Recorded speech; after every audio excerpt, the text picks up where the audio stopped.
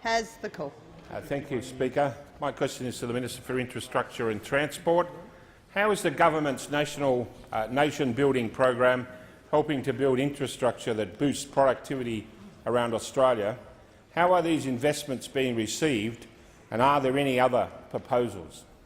The Minister for Infrastructure and Trade has the call.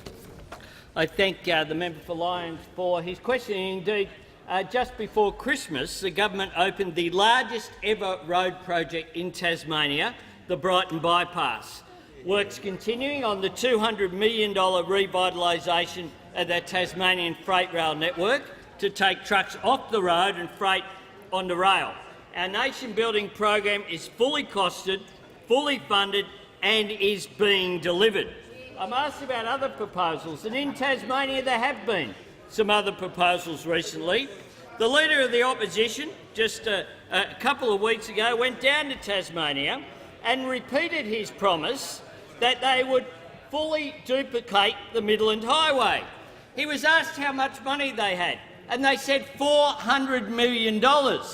He was asked where he got that from, and he said he'd had informal discussions with road engineers.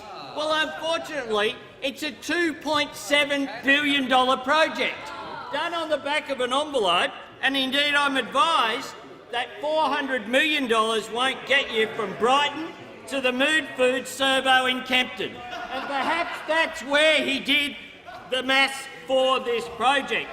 But then when it came up in Senate estimates yesterday, Senator Erica Betts, having gone from being fully funded, now says a Liberal government would assist with the upgrading, would assist, and it was always going to be a combined project. It didn't last 2 weeks, this commitment, and it's not surprising. Last week we began construction on the Majura Parkway, and we also began construction on the WA Gateway project in Perth, the biggest road project ever in Western Australia. In 2010, those opposite said they'd give it consideration for some time after 2014-15.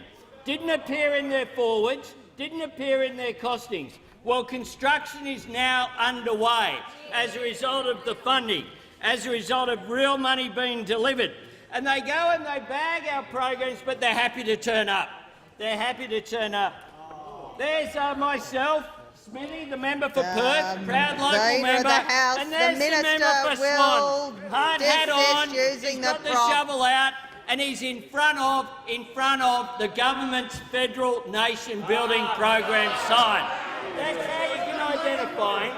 So they go out, they don't do their homework, they don't put in the costings, they don't provide proper funding, you just didn't fund it. You just didn't fund it. Nothing there in the budget said you'd do it in the never never. It's a bit like the Leader of the Opposition on the Pack Highway, where he said he'd fund the Coffs Harbour bypass, and the local member had to say... The minister's time has expired. The member for Lyons on a supplementary. Thank you, Speaker. It is a supplementary. The minister talked about a range of infrastructure projects, including most of those in my electorate, except for the ones in Western Australia. Why is it important, Minister, for proper planning to occur on all of these projects? The Minister for Infrastructure and Transport has the call. Thank the member for his question. He's aware that you've got to do the planning first, then you've got to have the funding available, then you can begin construction and get the infrastructure built, something that's not understood by those opposite. I was referring before about the Pacific Highway. When the Leader of the Opposition did his little truck tour down the highway, he got all his facts wrong the whole way. All his facts wrong the whole way. Included in that, his statement standing in Coffs Harbour, he said, "My understanding is the $7 billion or so that will be spent does include a bypass." The member for Cowper, poor Stanley, had to ring around his local press. The minister will refer to people by their appropriate title. Had to ring around his local press and say, "No, it didn't. No, it didn't. He was only joking. He hadn't done the homework." He said the funding was completely available straight away. It wasn't. It wasn't. No details there. On the WestConnex project in Sydney, he said he wanted to provide people with access to the city and freight access to the port.